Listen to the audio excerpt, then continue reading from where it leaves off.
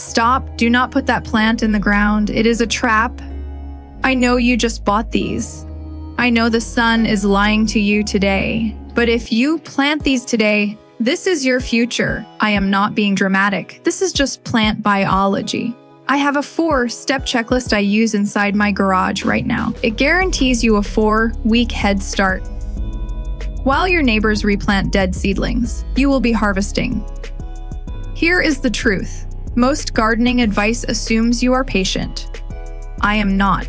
You are probably not either, so let us be smart instead. First, if you are zone 8 or warmer, go ahead. This video is not for you yet, but zones 3 through 7. This next part decides your whole season. Here is why you cannot plant yet, and no, it is not just frost, soil temperature. It needs to be 50 degrees Fahrenheit. Consistently. Right now, it is bouncing like a bad relationship. Warm day, cold night, that fluctuation, it shocks the roots, and shocked roots for most vegetables, they just stop growing. I learned this the hard way back in 2022. Planted tomatoes in March. Sun felt amazing. Then April frost came. I lost every single one. Stun plants. In most cases, they never fully recover. They just survive. You do not want survival. You want thriving. Here is what this means for your harvest. You do not get a 2-week delay. You get 50% less food on your table. So here is the plan. Stop worrying about the garden outside. Focus on the grow room inside. I have a 4-step checklist. Tick these off. Your June garden becomes the neighborhood show-off. Follow along. Check them off. Let us go. Bucket number 1. Heavy hitters, tomatoes, peppers, eggplants. If you live in a cold zone, these need a 6-week head start indoors. Warm zones. Direct sow beans and squash outside right now. Here is what this means for your calendar. Start these now. By May 1st, you are not planting a seed anymore. You are planting a 6-inch transplant with a real root system. That is a 4-week advantage over everyone else. Bucket 1. Done. Now bucket number 2. This is where gardeners think I have lost my mind. Cold climate only. Grab an empty milk jug. Yes, the trash. Cut it in half. Leave a hinge, like a clamshell. Poke holes in the bottom. Water needs to escape. Fill with quality soil. Sow cold hardy seeds. Kale, spinach, even flowers like calendula. Tape it shut. Label it. Now put it outside in the snow. Here is what happens. Sun warms it. Snow waters it. Seeds sprout on their own. No grow lights. No heat mats. Just free plants. This works because nature is smarter than we are. Bucket 2. Don't. Never buy transplants again.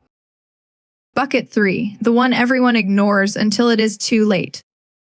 Rust introduces disease. Dirty blades spread infection from one plant to the next.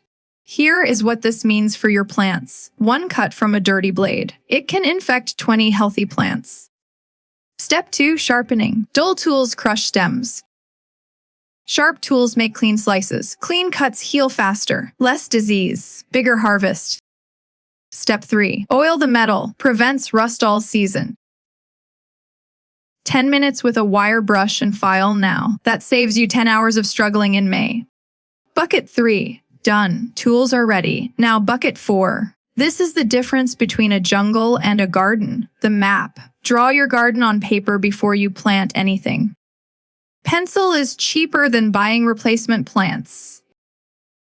If you do not map now, you will overcrowd later. Plants compete for light. Everyone loses. Tall plants north, short plants south. Everyone gets their share of sun. 15 minutes with a pencil and a ruler. That is all it takes to avoid a whole season of chaos. Bucket 4. Done. Checklist complete.